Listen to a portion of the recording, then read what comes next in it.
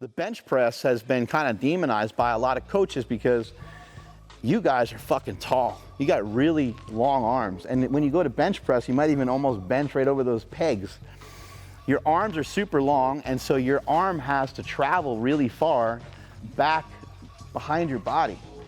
And again, that's creating a crazy amount of stress. One of the reasons why powerlifters get so strong is because they make themselves thick. A guy that's 5'6" might weigh 230 or 240 pounds as a powerlifter to kind of fill out that space, and they'll have this like tiny little bench stroke. But a guy who's 6'5" or 6'6", if they're gonna compete in powerlifting, they gotta be like minimum of like 325, you know, maybe, probably even more if you're gonna be that tall.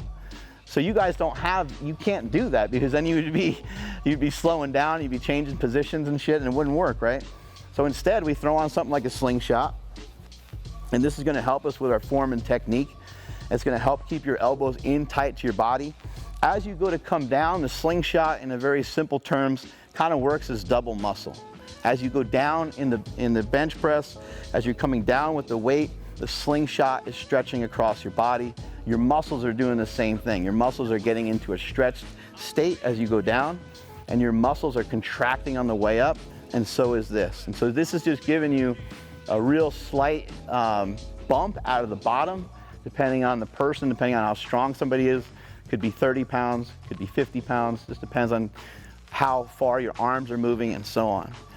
But this is the product I created, and I created it kind of out of some of my own needs, because I was running into a lot of problems with the pec. But it ends up that by utilizing a method like this, it's methods I've used in my training for many, many years. Other people have used it in their training as well. It's called the lightning method, or the future method, which is basically just a way of trying to figure out how to lighten the load so you can overload. And they've used it with running, they've used it with all kinds of stuff.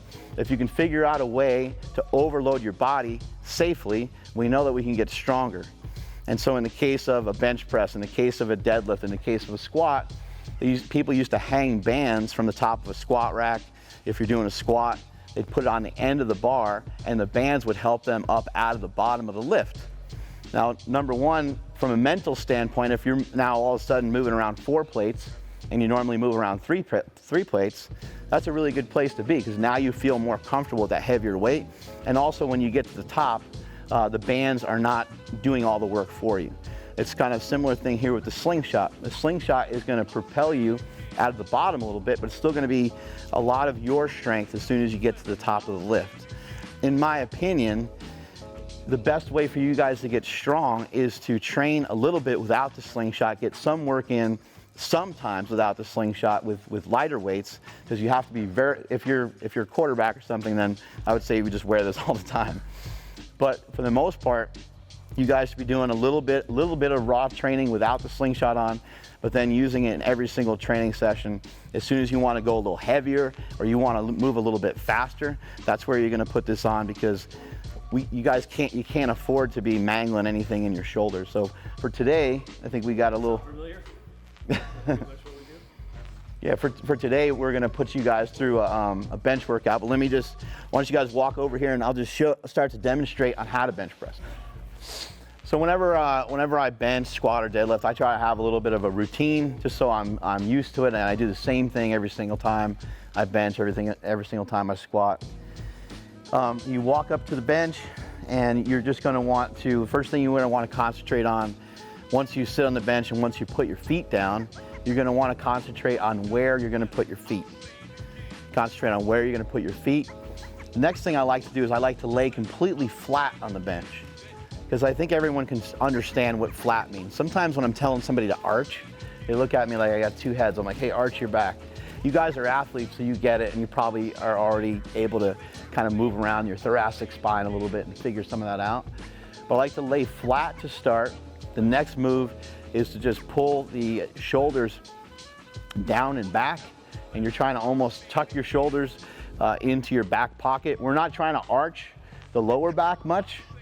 We're trying just to keep the upper back rigid, and we're trying to keep the upper back in a good upright posture. Arching the lower back, some powerlifters do it. I don't think it's necessary for you guys. Probably more dangerous than anything else. I would say that I know it can be a pain in the ass because like timing wise, it takes a little longer, but I would suggest trying to protect yourselves as much as you can. Wrist wraps, elbow sleeves. I sell all that stuff, so of course I'm going to promote it, but I've used it myself for years, and it's something that's helped me stay in the game and something that's allowed me to do what I love to do for so long. Any opportunity you got to throw something on, even if it's just tape on the wrist or something, I would suggest doing it that way. You don't have to worry about it later on. The first thing we're doing, we are going to lay flat on the bench. This is flat. This is kind of the worst position to bench from because I'm going to be pushing way too far. You see how far off the bench my shoulder is right here? This would be the worst way to do it. We want to be short. So we want to pull everything down here. And if we have our slingshot on, you can actually even use a slingshot to kind of teach and promote you pulling your elbows down a little bit. So you're here, you just kind of pull them down and in, and this would be the position. I always like to use the barbell to get in position so my feet feel like they're comfortable where they're at.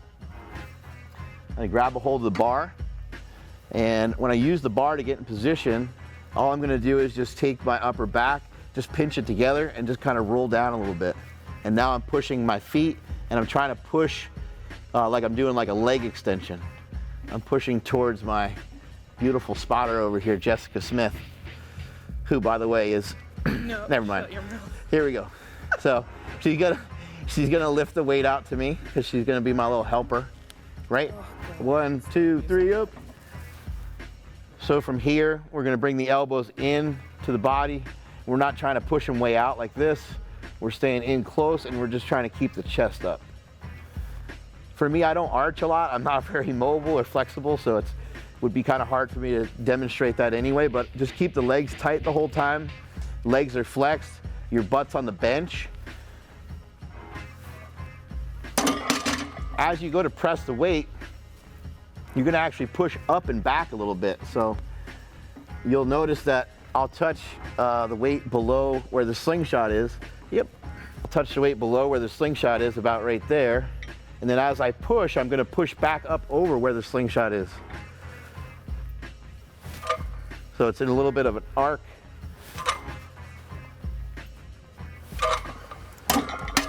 You're pushing up and back a little bit. And when you're trying to do these reps fast, and you're doing the 225, you're doing a 225 bench test, you're trying to take your elbow from here to here, just over and over again. And really that's what it'll end up looking like when you get a good rhythm and you start getting it going really fast. A guy I used to train with, he did, I don't know if you ever meet Ron Fedko? No. Ron Fedko, he did 225 for 64 reps. I still never heard anybody doing any more. I mean, he was fucking insane, but I was able to. Not bad, not bad. It was the bar. The cool thing is you can make pretty good improvements on it in a short period of time. The time dumbbell stuff, I'm going to show you guys a little bit of that work in a minute. Yeah, those are brutal. Anything that you can do, like even something like push-up, if you can just do push-ups fast and you can try to explode into them, all these things are going to help your relative strength and help your general physical preparedness, which is just your ability to adapt and to recover from each one of these workouts. Any little things like that you can add in that's not going to be too stressful or too harmful will help you bring up your 225 bench. Many years ago, I did a 225 bench for I think I was 18 or 19. I did it for 16 reps or something like that. Keep in mind, I was already lifting for a long time. Then I started to work on some reps, and I ended up doing 41 reps. But it was in a really short period of time. My main focus was always strength. I never really worked on anything like that before, but what I learned from it was and what we're gonna work on today, is the rhythm of it is really important. The cadence of it is really important. Catching the weight in the right spot is really important. And you could be losing time, you could be losing some energy, and I think having those elbows come in and corkscrewing them out with every time and thinking about almost throwing a punch, Like your punch doesn't have to be so crazy from the start, but you want to end with something sharp, and you want to end with a good snap. One thing for you guys, probably the biggest caution I'd have is you've got to be careful your elbows don't come in too much because of how tall you are. For me, I'm shorter, and even if I put my elbows in, I'm so jacked and so muscular that it just rests on my lats. So I can't move very well. But for other guys, you're gonna be in this like weird pterodactyl position at the bottom, which is not very powerful. So let's get you guys to, we're gonna have you guys warm up, and we're gonna have you guys do some slingshot bench. You're gonna be benching with a slingshot on, and you got 3 different sets laid out for them, right?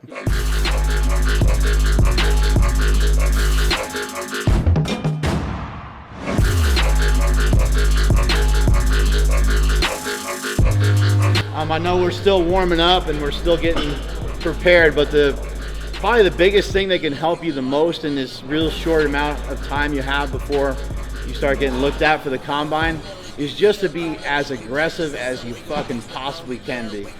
Like, think about being violent. Think about trying to like rip the fucking bench apart. Even if you're not strong, just think about, like, if you're not as strong as you want to be yet, or whatever the case is, still try to think about being explosive. A lot of it's about the intent. When you're on that football field and somebody fucking runs through you like a Mack truck, a lot of times that's a guy who's just got a chip on his shoulder, you know? So kind of take a similar approach to this, because it can make a huge difference. You guys get 3, 4, 5 extra reps, maybe you're getting looked at just a little bit over the next guy. You know, every little thing you guys do is gonna be picked apart. So if we could pick up anything, it would just be the mindset and the intent. As soon as you get on this bench, just think about killing it as fast and explosive as you can. I know you're also listening to instructions, so it could be hard, but really think about exploding off the chest and being fast.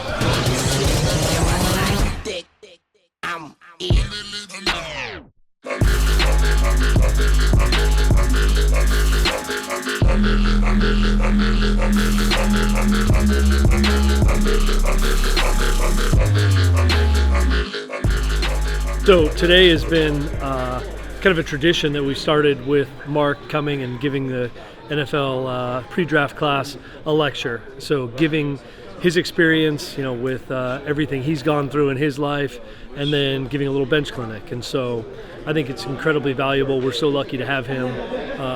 The guys respond in such a great way, you know, and all of the things that we preach about accountability and making sure that, you know, you are what we call a pro's pro, that you have the ability to kind of biohack and solve problems and work hard, irrespective of what situation you're in, you know, that you're accountable for your success. It's really the driving message that we try to put into them, and Mark just comes and reinforces. I would expect that we're looking at somewhere between 8 and 9 being drafted out of this class, which is the largest we've ever had. We've had 4 drafted. We've had 5 combine invites before. So this is a great opportunity for us to kind of showcase what these guys can do from a quantitative standpoint. So if their NFL film is their GPA, this is their SAT or ACT score. So it gives them like an opportunity to show them the NFL, how athletic they are, how fast they are, how much they've studied these lateral drills and practiced these lateral drills.